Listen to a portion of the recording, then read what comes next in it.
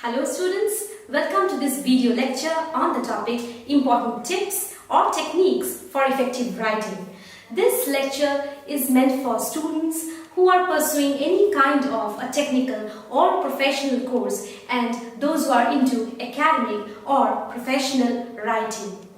Writing is intimidating to a lot of people, especially those who do not write on a regular basis. But the good thing is that writing skill can be improved with a little bit of sincerity, patience and willingness to learn.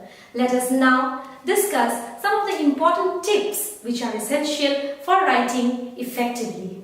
The very first tip for effective writing is use of active voice instead of passive voice where possible.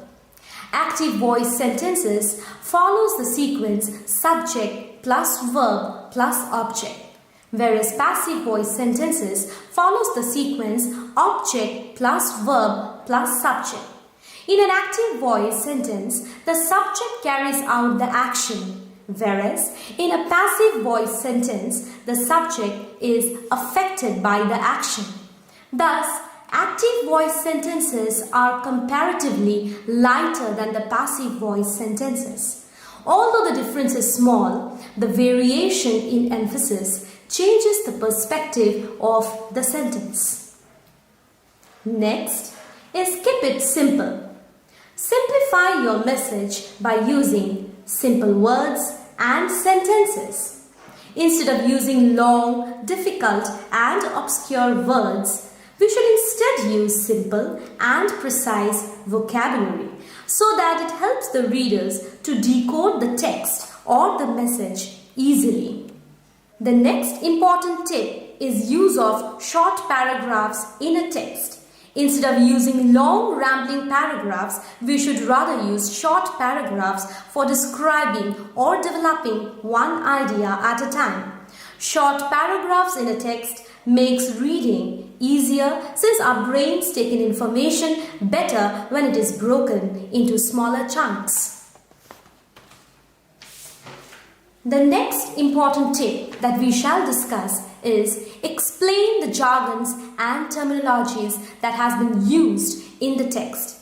If the jargons and terminologies have been used in the body of the text, explain them properly because readers may not be familiar with such technical terms. A common word may have a specialized meaning in a particular discipline.